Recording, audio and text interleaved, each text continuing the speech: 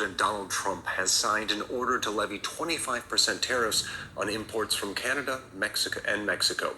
Tariffs of 10% are to be imposed on China. Duty on Canadian oil will be slightly lower at 10%.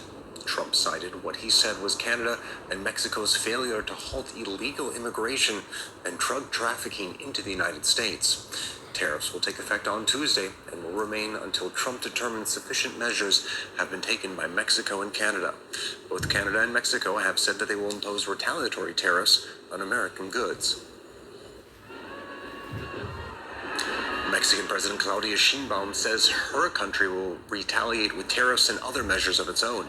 She said the economy minister would, quote, implement Plan B to defend Mexico's interests. Hi friends, in the major development, both Mexico and Canada have imposed tariff on USA. जी हाँ, Canada और Mexico दोनों ने tariff लगाए हैं on US goods. Trump ने जब presidency join किया उसके बाद ये डिसाइड हो गया था कि कनाडा पर 25% एक्स्ट्रा टैरिफ लगेगा। ये एक्स्ट्रा टैरिफ कैनेडियन गुड्स को यूएस मार्केट में महंगा कर देंगे। अब इसके रिटेलिएशन में कनाडा और मेक्सिको ने ये निर्णय लिया है कि वो भी यूएस गुड्स पर 25% एक्स्ट्रा टैरिफ लगाएंगे, यानी कि मेक्सिकन मार्केट में और कैनेडियन मार्केट में यूएस गुड्स महंगे होंगे।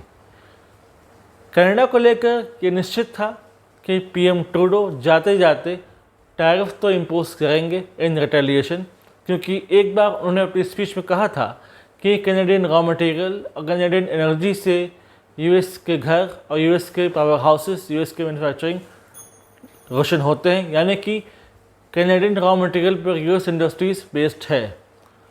और रही बात मेक्सिको की, तो मेक्सिको और उसके इमिग्रेंट्स हमेशा से यूएस के लिए समस्या रहे हैं और उन पर भी ट्रम्प ने टैरिफ लगाया।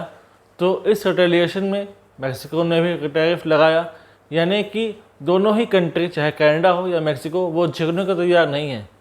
कुछ देश जैसे कोलंबिया, अर्जेंटीना वो झुक गए, जैसे कि कोलंबिया ने अपने इमिग्रेंट्स वापस लिए। और ऐसा सुनने में आ रहा है कि अर्जेंटीना ब्रिक्स से वापस हो सकता है, यानी कि ब्रिक्स की मेंबरशिप को छोड़ सकता है under the pressure of US. यानी कि यूएस को बोथ ऑड्स और इवेंट्स देखने को मिल रहे हैं इस सर्कमस्टेंसेस में। कहीं पर कह सकते हैं कि हाँ, यूएस डिप्लोमेसी ने काम किया, यूएस के प्रेशर ने काम किया, तो कुछ देश पीछे हटे, कुछ देश ने इमिग्रेंट्स वापस लिए, कुछ देशों ने ब्रिक्स को छोड़ा। लेकिन वहीं पर यही एग्रेशन, यहीं पर ओवर एग्रेशन खतरनाक हो सकता है यूएस इकोनॉमी के लिए। अगर मैक्सिको और कनाडा टैरिफ इम्पोज करते हैं तो हो सकता है उसका माइल्ड असर ही हो, लेकिन इससे ये भी पता चलेगा कि धीरे धीरे जो देश हैं वो यूएस हेजेमनी से बाहर आ रहे हैं, कि they are no more ready to accept the US hegemony and they are no more ready to accept US as a policeman of the world. तो इस रेलम से वापस आ रहे हैं, इस यूएस रजीम से वापस आ रहे हैं। और यूएस को भी प्रैक्टिकली सोचना होगा कि वो किसी देश के ऊपर सिर्फ टैरिफ इम्पोज करके अपनी बातें नहीं मनवा सकता। ट्रम्प जहां अपने दूसरे रजीम में बहुत एग्रेशन में है, वो डिप्लोमेटिक टेबल्स पर आने को रेडी नहीं है।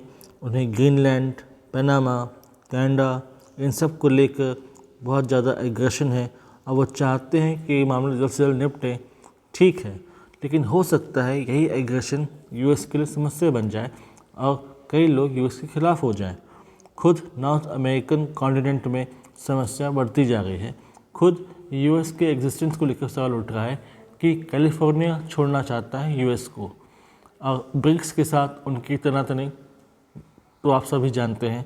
जैसे मैंने एक वीडियो बनाया था कि उन्होंने थ्रेट किया ब्रिक्स को कि वो डीडोलराइजेशन एक्सेप्ट नहीं करेंगे। तो इस पर भी चर्चा होनी चाहिए और ऐसा रजीम बनना चाहिए जहाँ पर यूएस बात करे on equal footing with the countries. जो इश्यूज़ पीसफुली रिजॉल्व हो सकते हैं उन्हें पीसफुली रिजॉल्व करने की कोशिश करे, और जहाँ पर एग्रेशन की ज़रूरत है, जहाँ पर फोर्स की ज़रूरत है, वहाँ फोर्स अप्लाई करे।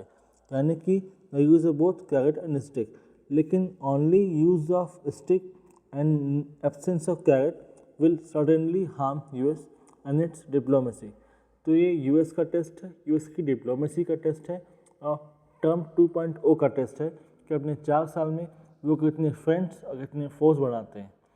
अब डिप्लोमेसी में कोई फ्रेंड ऑफ वॉर होता नहीं है, वेस्टेड इंटरेस्ट होते हैं। तो 4 साल आने वाले जो होंगे उसमें यूएस को कितना फ़ायदा होगा अंडर ट्रम्प, ये देखने वाली बात होगी।